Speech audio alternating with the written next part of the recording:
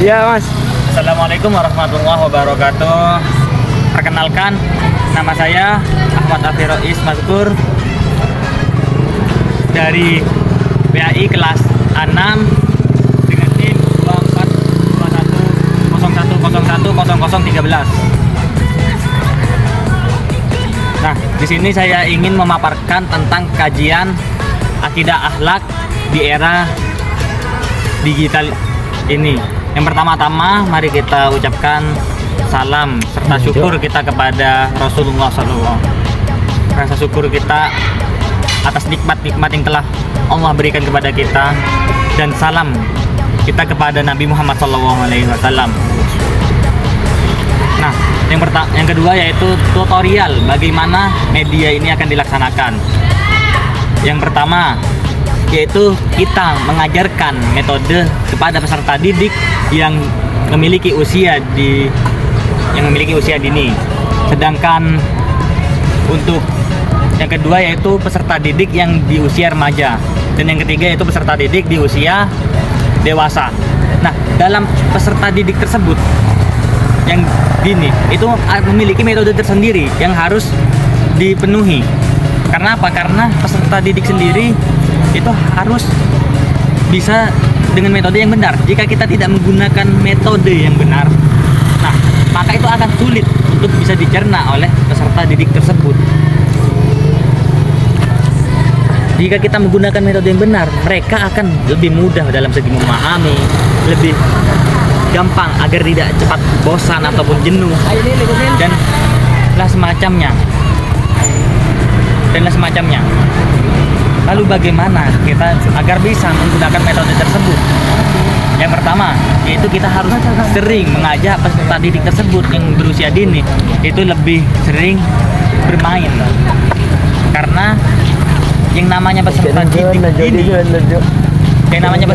dini itu biasanya mereka akan lebih mudah jenuh, akan lebih mudah yang sering melupakan sesuatu. Tapi jika dia merasa bahagia, maka dia akan merasa senang, merasa gampang untuk diingat. Maka dari situ kita harus lebih sering mengajaknya bermain. Akan tetapi berbeda dengan permainan-permainan yang dimaksud. Nah, permainan apa yang dimaksud? Yaitu permainan yang tidak ada gunanya. Maksudnya permainan yang tidak ada gunanya artinya ya kalau kita menggunakan permainan yang tidak ada gunanya, ya tidak akan menambahkan ilmu tersebut. Akan tetapi juga bisa dijadikan referensi agar menghilangkan kejenuhan juga bisa. Tapi akan lebih baik itu kita menggunakan yang namanya bermain. Akan tetapi berbeda dengan permainan-permainan yang dimaksud. Nah, permainan apa yang dimaksud? Yaitu permainan yang tidak ada gunanya. Maksudnya permainan yang tidak ada gunanya artinya ya kalau kita menggunakan permainan yang tidak ada gunanya, ya tidak akan menambahkan ilmu tersebut. Akan tetapi juga bisa dijadikan referensi agar menghilangkan kejenuhan juga bisa. Tapi akan lebih baik itu kita menggunakan yang namanya permainan yang ada gunanya, yaitu yang dimana permainan tersebut mengandung ilmu-ilmu kita tentang apa yang akan kita ajarkan, apa yang kita sampaikan. Lalu yang kedua yaitu kepada peserta didik yang sudah remaja. Nah, peserta didik yang remaja di sini itu masih tergolong orang-orang yang masih belum bisa apa-apa, masih perlu bimbingan. Karena banyak remaja-remaja saat ini itu masih salah arah hanya karena suatu lingkungan.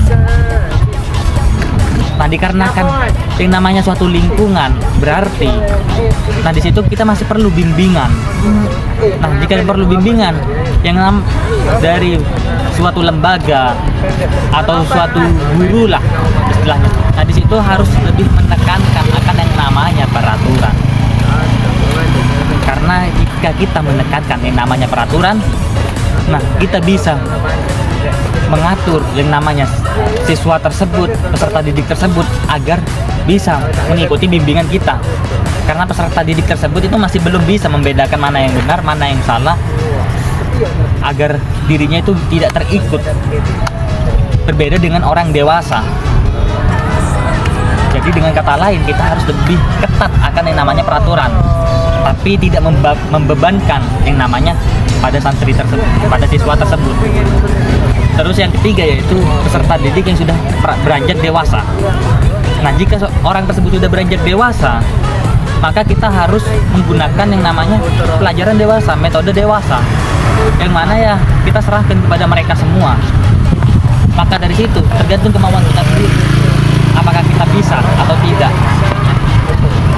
Nah, dengan cara metode yang dewasa tersebut, kita itu bisa memilah, karena kita yakin bahwasanya kalau sudah dewasa mereka akan lebih menggunakan akalnya daripada keinginannya sendiri, karena ya dia bisa membedakan apakah ini penting atau tidak. Berbeda dengan peserta didik dini dan juga remaja. Jika remaja mereka tidak bisa memilah, masih dikatakan yang sulit lah untuk memilah, sedangkan dini itu masih belum bisa sama sekali. Dengan dewasa kita bisa berpikir mana yang lebih baik untuk kita dan mana yang kita inginkan, seperti itu. Jadi kita lanjut semua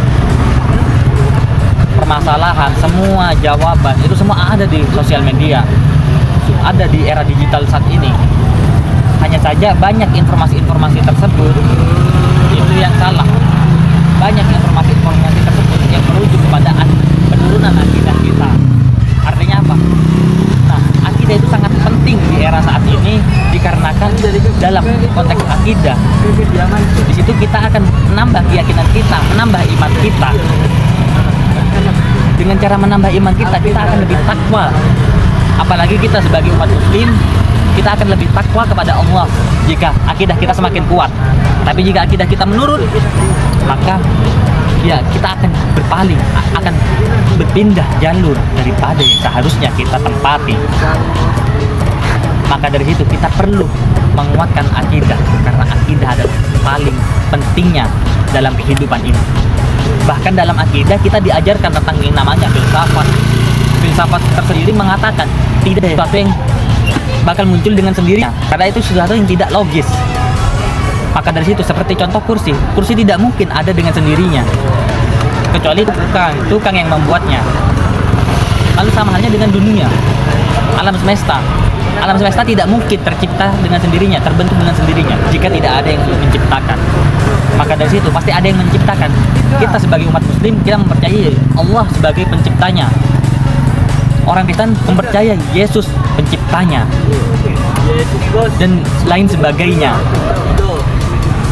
Nah, maka dari situ yang namanya itu kita perlu memperdalam yang namanya akidah, perlu memperkuat akidah kita tentang keimanan kita.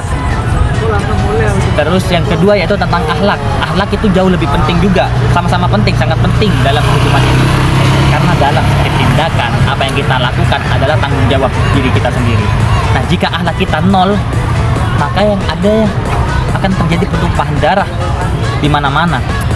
Apalagi sekarang ini di zaman era digital saat ini pun sudah mulai banyak yang namanya pertumpahan darah. Hanya karena suatu kata-kata yang tidak diterima yang dia upload di sosial medianya, ada satu oknum tidak terima, akhirnya menimbulkan ngajak oknum lainnya, terus bertambah saling dendam, saling dengki. Nah, jika tanpa akhlak mereka akan terus seperti itu. Terus akan ada yang awalnya hanya cekcok antara bahasa, antara bicara, hanya ngomong saja gitulah, adu lisan. Karena yang namanya hal tersebut itu mengakibatkan pertumpahan darah. Maka dari situ akhlak itu sangat penting. Betapa pentingnya akhlak, kita harus memperdalamnya dan juga kita harus mengamalkannya. Saya ingat pepatah Habib Umar mengatakan, hanya karena suatu kata-kata yang tidak diterima yang dia upload di sosial medianya, ada satu oknum tidak terima, akhirnya menimbulkan ngajak oknum lainnya, terus bertambah saling dendam, saling dengki. Nah, jika tanpa akhlak mereka akan terus seperti itu. Terus akan ada yang awalnya hanya cekcok antara bahasa, antara bicara, hanya ngomong saja gitulah, adu lisan. Karena yang namanya hal tersebut itu mengakibatkan pertumpahan darah. Maka dari situ akhlak itu sangat penting. betapa pentingnya akhlak, kita harus memperdalamnya dan juga kita harus mengamalkannya.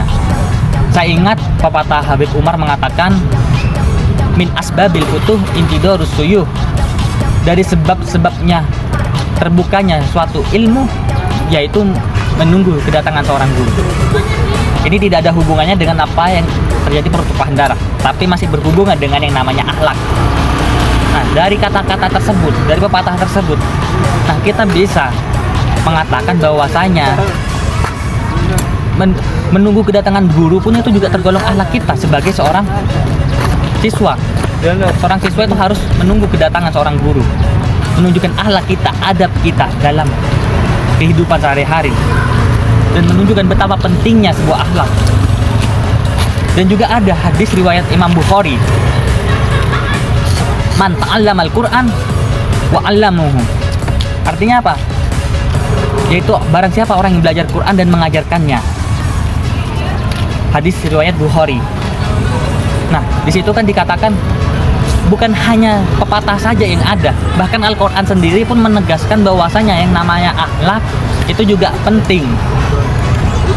Dalam Al-Quran sendiri sudah banyak penjelasan tentang akhlak, tentang akidah, atau lain sebagainya.